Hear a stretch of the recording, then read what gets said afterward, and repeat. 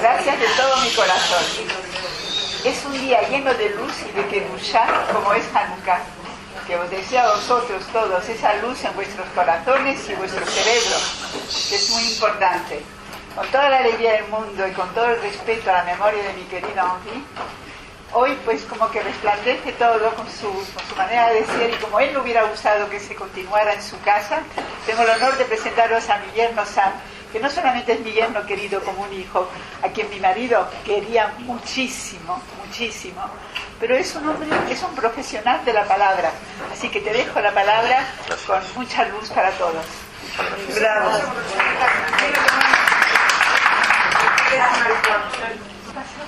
Bueno, buenos días, Hanukkah Sameach. Agradezco las palabras de mi querida suegra Astrid. Es verdad que tenía con mi suegro una relación privilegiada, tanto en cuanto pues intercambiábamos sobre todo, y a él le caracterizaba su gran sentido del humor y una manera de ver la vida siempre con optimismo y con ligereza, y era extraordinario en ese sentido. Nos acordamos mucho de él en muchas cosas. También os agradezco que hayáis decidido dedicarme un poco de vuestra atención sobre el tema de Hanukkah que vamos a tratar. Luego podéis hacer preguntas si hay algo que no quedó claro. Entonces, el Shabbat pasado, en la sinagoga de Rambam, tratamos del capítulo de la Parashá Vayeshev, que básicamente relata el problema de José con sus hermanos, la entrega de José a unas caravanas de mercaderes que bajaban a Egipto, y básicamente el inicio de la vida de José en Egipto. En ese relato hay 4 personajes que son protagonistas. Uno es el padre, Jacob; otro es el hermano mayor, Reubén; otro es el hermano quinto, Yehudá; y otro es Yosef mismo. No vamos a hablar de los 4, porque cada uno de ellos en ese relato tiene una vivencia que es extremadamente didáctica para nosotros. Jacob en la manera en que coge ese duelo, y Reubén es el que vamos a analizar, Yehudá en su manera de reaccionar y dentro de una serie de actos que él acomete, y evidentemente Yosef, que básicamente muere y resucita en el mismo relato, porque una vez que le tiran en un pozo lleno de serpientes y escorpiones, pues podía no haber salido de ahí. Y bueno, hay muchos rabinos que ven ahí una figura mística de la vivencia de Am Israel, etc. Bueno, pero no vamos a entrar en esto. Vamos a analizar a Reubén. Reubén es el primogénito. Por lo tanto, hasta hoy hay culturas donde el primogénito es el que hereda todo, el que tiene todos los poderes legados del padre, el que va a decidir sobre la familia cuando el padre ya no está. Y esa es la tragedia de este hombre, y la tragedia que uno lee en el texto de manera directa. Porque Reubén, básicamente, cada vez que se habla de él, pierde un poco más de ese derecho que tiene por ser el primogénito. Lo pierde un poco cuando saca la cama de Jacob de una de sus mujeres y se la pone en la casa de Lea. La pierde en el relato de Yosef, y lo pierde luego cuando suben de Egipto por la primera vez para pedir al padre que les dejara Binyamin. Entonces, ¿qué pasa aquí? ¿Por qué pierde más aún fuerza ese hombre? Porque Reubén es el que se da cuenta inmediatamente que van a matar a su hermano. Su hermano era un hombre tremendamente presumido, que tenía los favores del padre de manera totalmente abierta, que es otra lección que nos da este pasaje. Y por lo tanto había problemas con el hermano. Y el hermano era el heredero de la misión.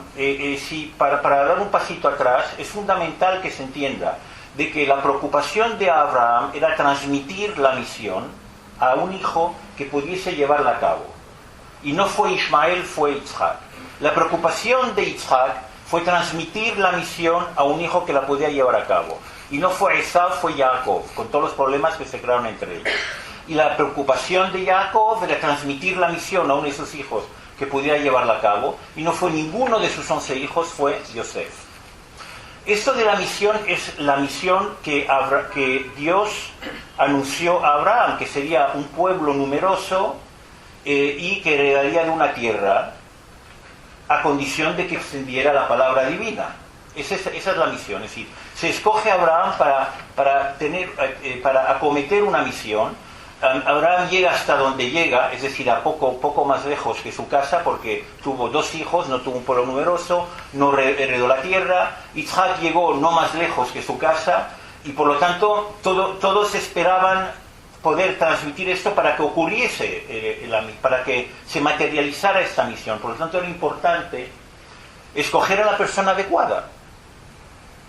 Y Jacob escoge a Yosef, pero lo escoge de manera abierta, que es lo que crea tanto problema y tanto odio. El hermano Reubén, el mayor, sabe esto y es el que sugiere que le tiren al pozo. Pero sugiere que le tiren al pozo con una idea de ir a buscarle luego.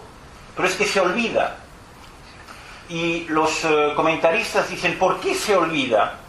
Se olvida porque estaba totalmente compungido en fase de teshuvá por la vergüenza que hizo pasar a su padre moviendo la cama de la casa de una de sus mujeres. Y eso le tenía totalmente acaparado y no le permitió concentrarse en un asunto de vida o de muerte, que era sacar a su hermano del pozo. Entonces, Rav Norman Lamm, el dean de la Yeshiva University, tiene una explicación extraordinaria. Dice, lo que nos enseña el relato de Reubén en ese momento es que uno tiene que poder discriminar en cualquier momento cuando se trata de una cuestión de vida y de muerte y cuando se trata de una cuestión secundaria, porque si uno se focaliza en lo secundario, pues lo que es esencial se pierde de vista y ocurre la tragedia. Esa es la lección. Entonces, el problema es que aquí no eran 2 cosas banales.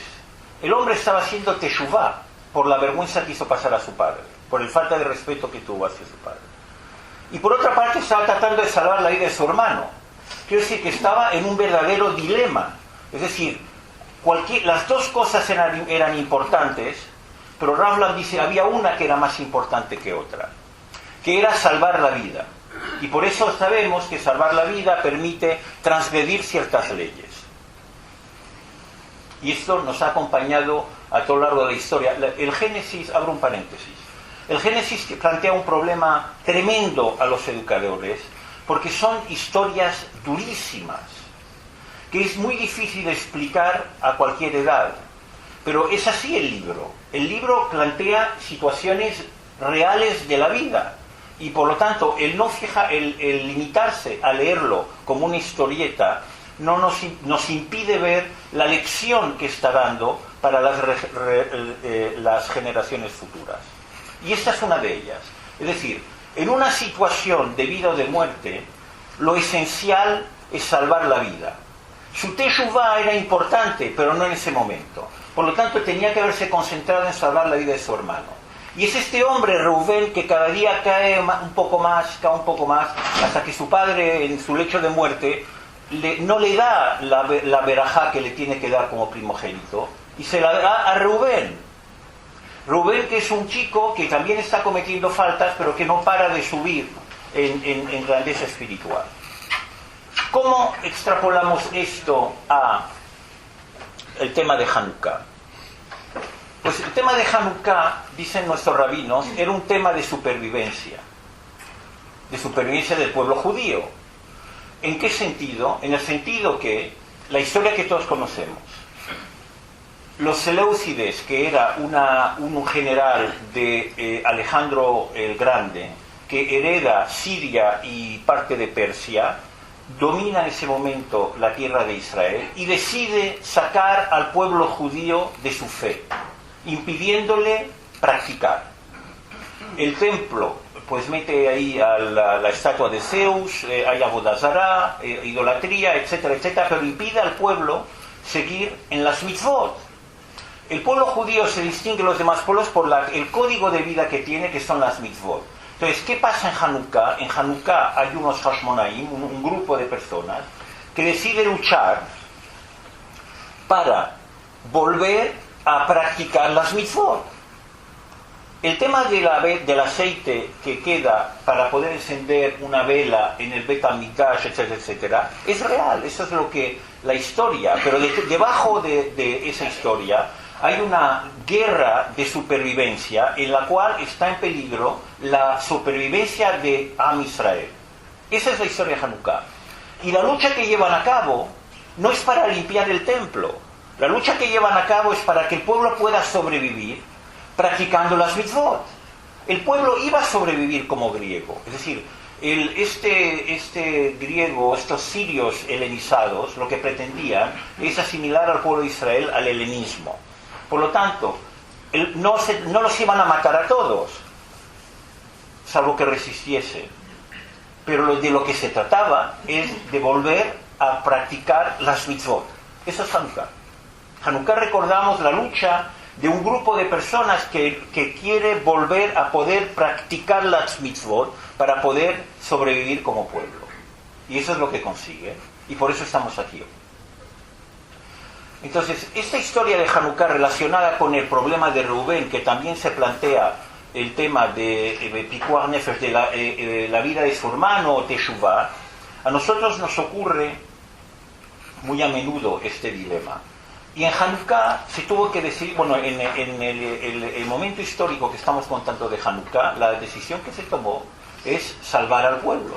Y luego se pasó a hacer tefilá y a reinstaurar el templo. Ese es el orden. Y ese orden, curiosamente, Rabbi Sachs tiene un comentario la semana pasada muy interesante, porque dice que la palabra Hanukkah tiene como raíz Hinuch, que significa dos cosas: restaurar y educar.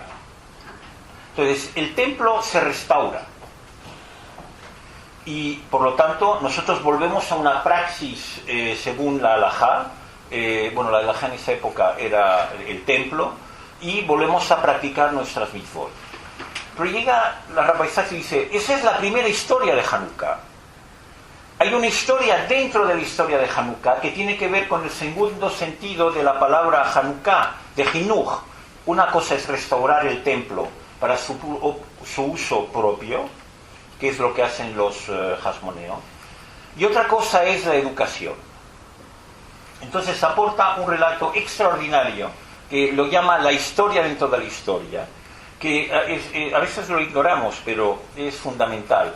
Ya lo hemos comentado en algunas veces que me invitó mi querida suegra a hacer unas palabras, pero lo voy a repetir porque es un hecho desconocido.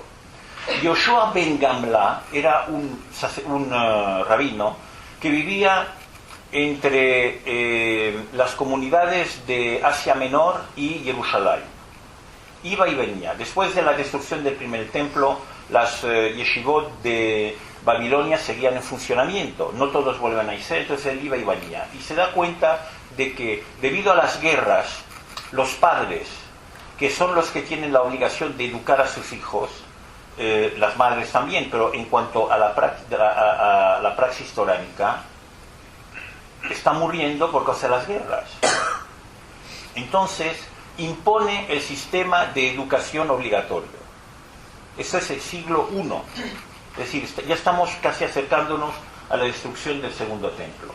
E impone la educación obligatoria en todo Israel.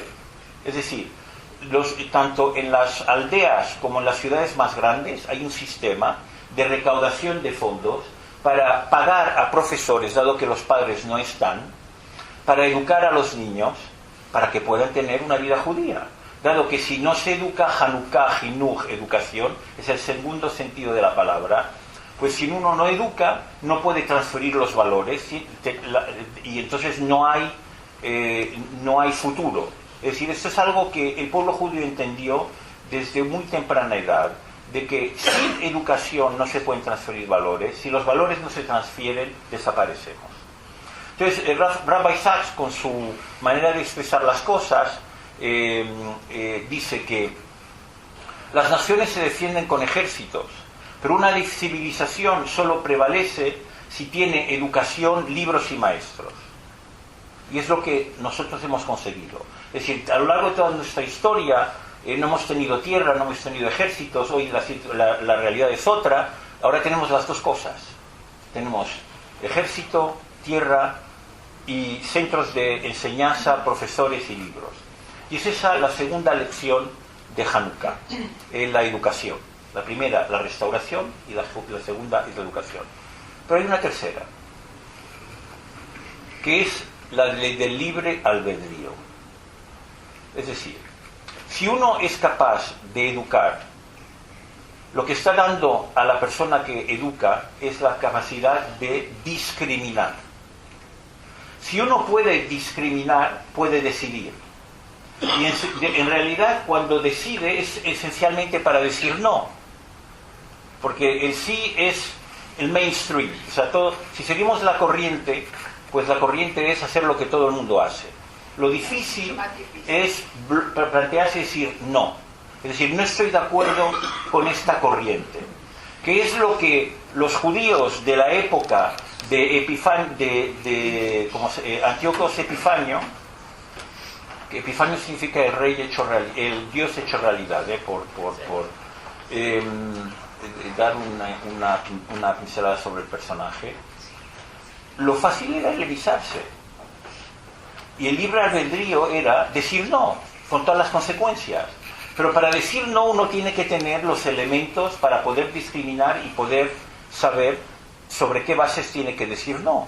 Y eso es un problema de hoy. El problema de hoy es que no sabemos decir no. Es decir, la sociedad en general está conducida por ideas que no entiende totalmente y que le llevan a tomar decisiones cuyas consecuencias tampoco puede calibrar porque le falta el conocimiento suficiente para hacerlo. Eso es un problema social, político y hoy a nivel nacional lo estamos viviendo.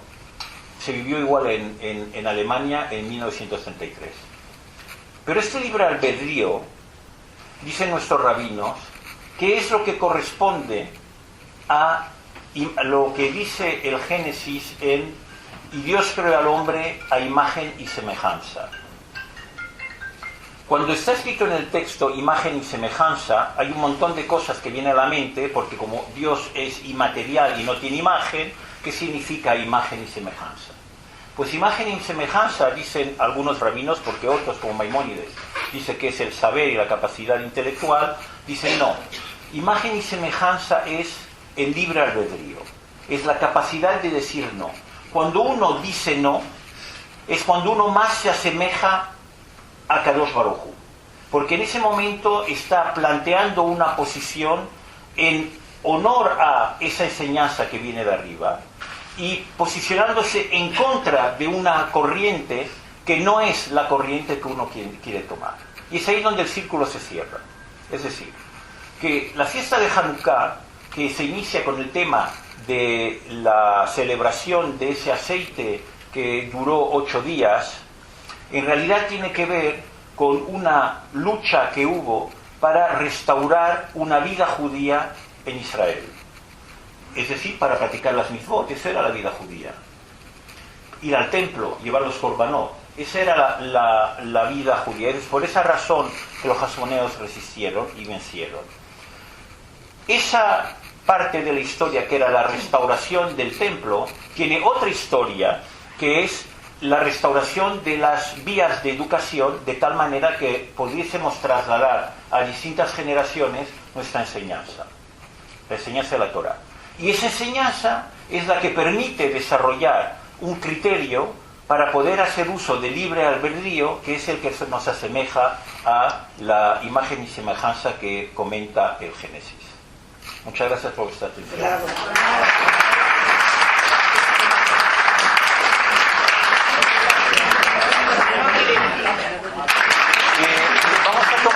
Vamos a tomar 10 minutos por si hay algunas de las cosas que dije que pasé muy de pasada para poder entrar en detalle si queréis. Cuando dices que metieron a José, y que metieron a José en el pozo y se olvidaron, ¿la razón cuál era? ¿Que se fue a buscar una cama para una de sus amigas?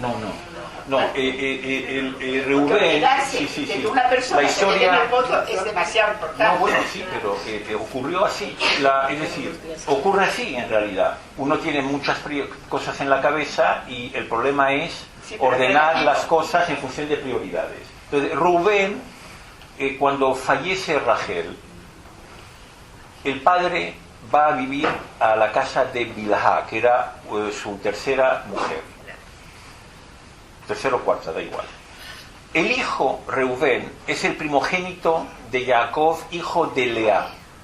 Él considera de que era faltar al respeto a la mujer, a su primera mujer, que es Lea, va y saca la cama de allí, la lleva a la casa de Lea. Entonces eso es una falta de respeto hacia el padre. Él lo toma en consideración y entra en una fase de contrición profunda que le nubla la mente. En la Torá hay una serie de crónicas que dicen que cuando uno está triste no puede tener visión, no hay inspiración. ¿Okay? Entonces, dicen los Jajamim, que eso es lo que le ocurrió a Jacob Avinu, porque la pregunta es, Jacob Avinu llega y hace un luto, dice que se pone en luto permanente. El luto permanente está prohibido en el judaísmo. Hay un periodo limitado. Uno no puede estar quejándose permanentemente de un hecho que al final es un hecho del cielo. Entonces, ¿por qué este hombre decide alargar su luto? Los comentaristas dicen, porque no se sabía, él no sabía exactamente si su hijo había muerto. Aunque le trajeron la túnica manchada de sangre, él tenía una duda. Pero no tuvo la inspiración divina para saber que estaba vivo.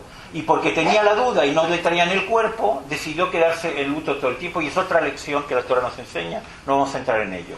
Pero lo que quiero decir es que el hijo Reubén veía a su padre en esa situación. Entonces, él le faltó al respeto, la falta de respeto le provocó un trauma, y el trauma hizo que cuando dio la idea a sus hermanos, porque él fue el que dijo a sus hermanos, tirémosle al pozo, no manchemos nuestras manos de sangre. Se olvidó de ir a buscarle, su intención era sacarle de ahí. Eso nos ocurre a todos, de olvidarnos de cosas.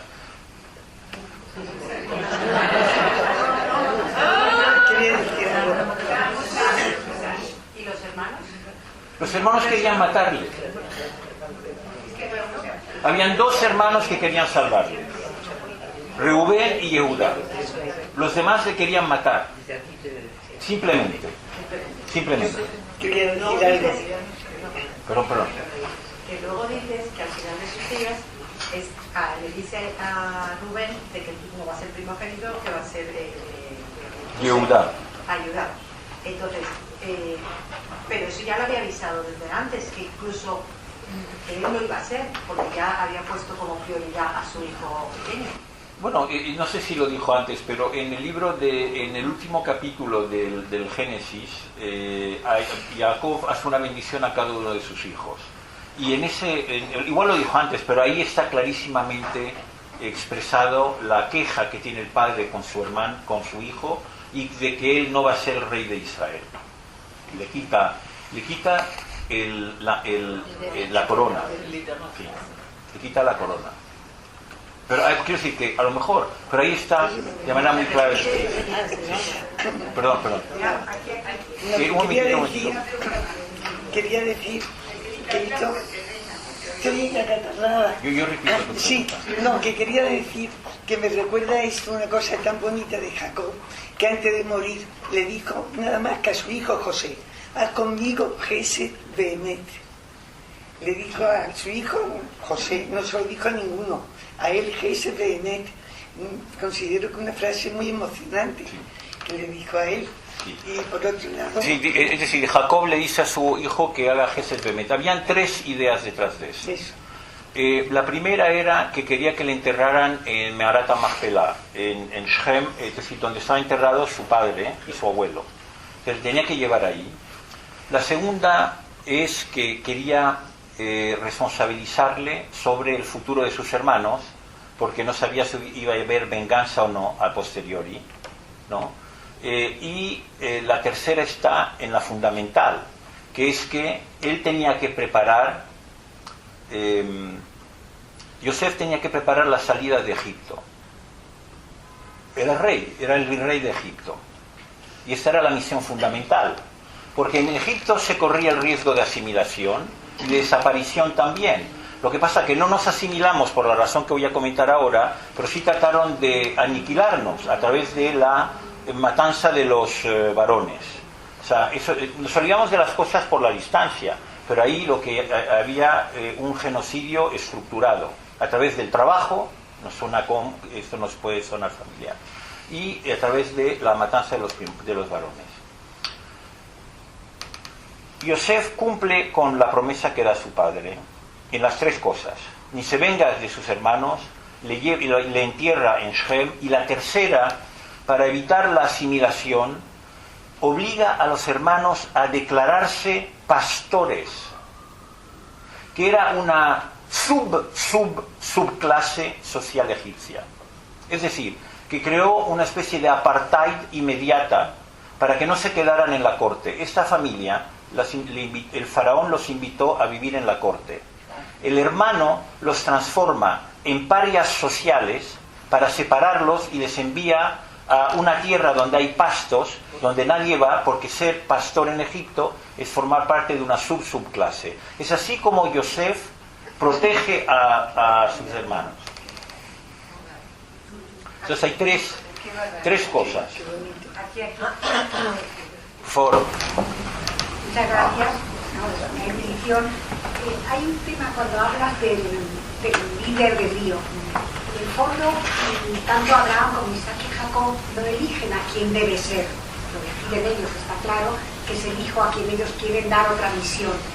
¿Dónde está el libre albedrío del que no tiene derecho a elegir? ¿Y por qué no se reeduca al que parece no tener ninguna opción a heredar esa primogenitura tan importante?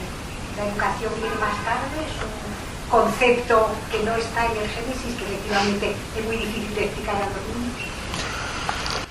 Bueno, yo no sé si entendí muy bien tu pregunta, pero voy a tratar de responder en base a lo que entendí. La primera parte. Los patriarcas no son personas normales, porque hay que estar loco como Abraham para salirse de casa de su padre y ir a viajar, porque era un shaliach. Él viajaba por toda la tierra desplegando la palabra divina. Y le ocurren muchas cosas. En Egipto le encierran, le quitan a su mujer, otra vez cuando se encuentra con, no sé cómo se llamaba Melquisedec, otro rey igual, le tratan de quemar. O sea, quiero decir que él tenía una vida de misionero. ¿Por qué? Porque tenía una visión. Por lo tanto, cuando él decide escoger a un hijo, decide escogerle para que continuase esa misión. Eso es una inspiración. De hecho, cuando escoge a Isaac de Ismael, está claro que escoge a Isaac de Ismael. Está claro en muchas cosas y en una muy concreta. Le impide salir de la tierra de Israel. Isaac no acompaña a Eliezer para buscar a su mujer, se la trae. Hay quien dice que el padre le impuso a su mujer, pero no, esa es una posibilidad, una interpretación posible. Pero la otra interpretación es que el padre no quería que su hijo saliera de la tierra de Israel, porque sabía que había protección ahí. Salir de la tierra de Israel significa ir a casa de Labán, donde fue Jacob y le ocurrió lo que ocurrió, que también por poco se pierde allí, donde se queda 21 años.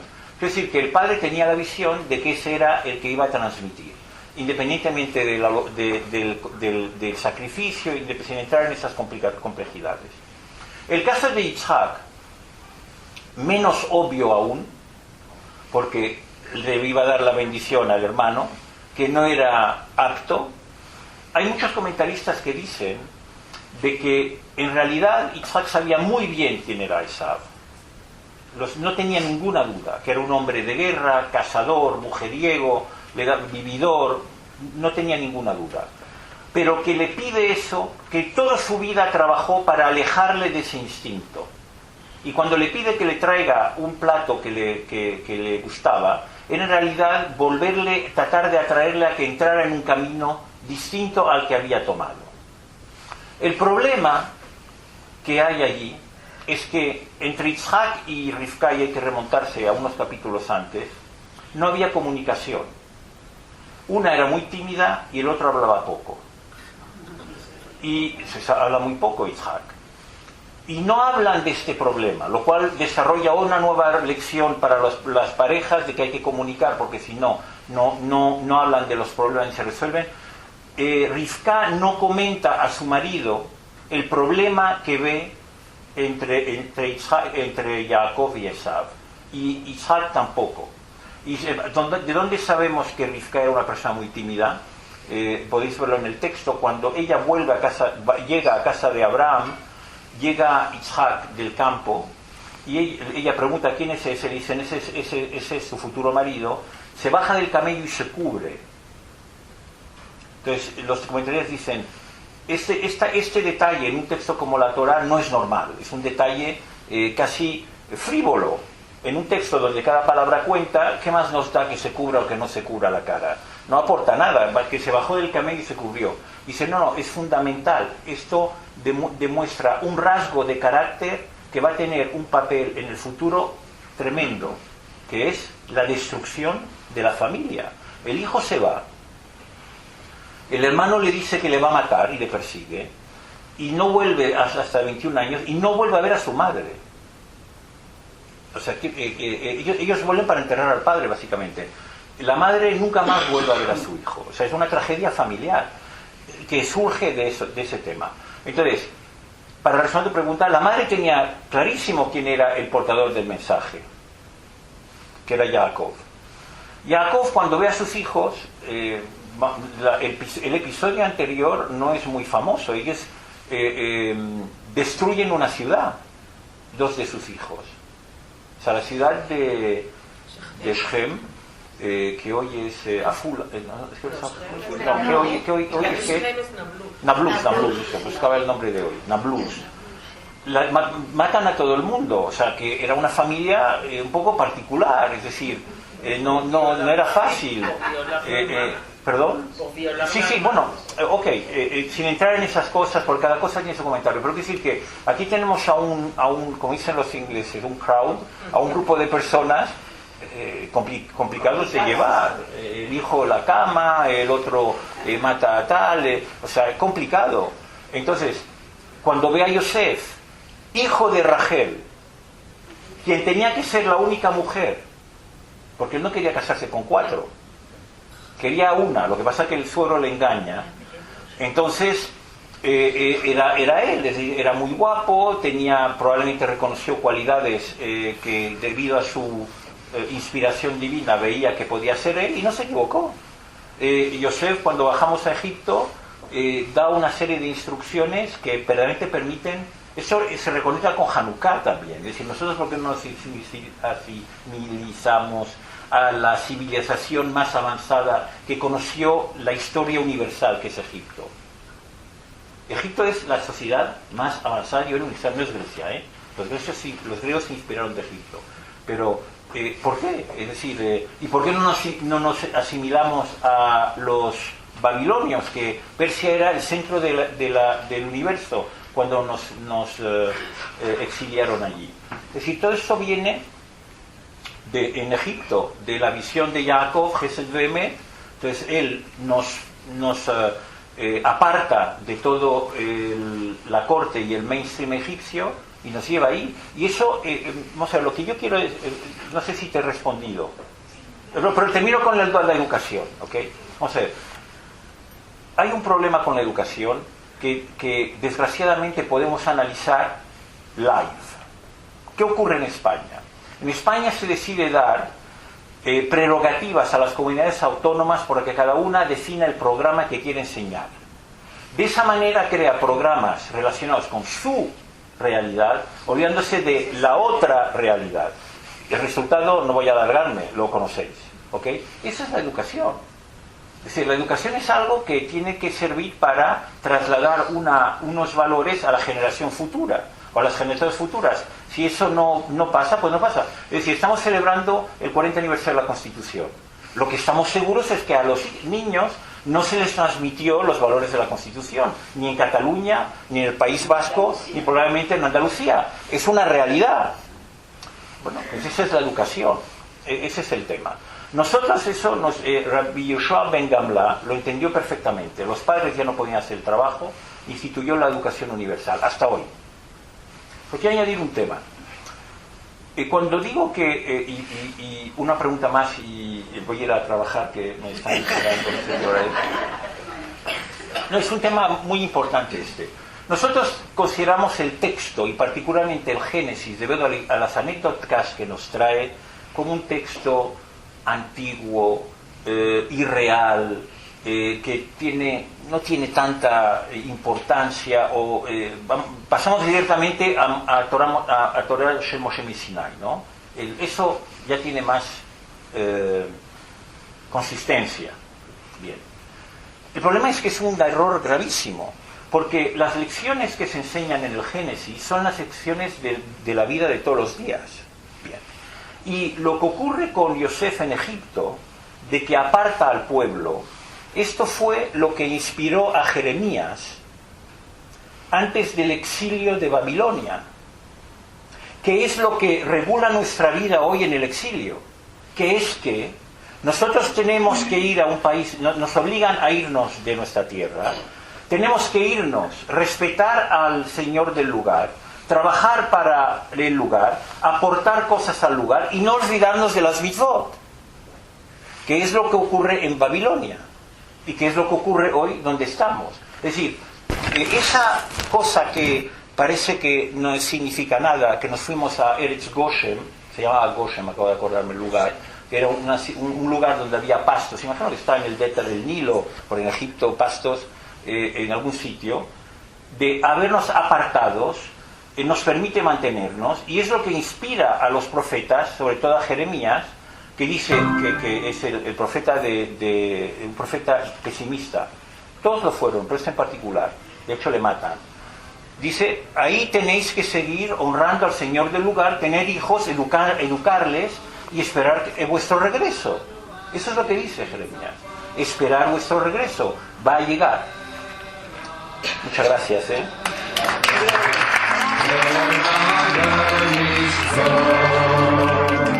לראש המנצח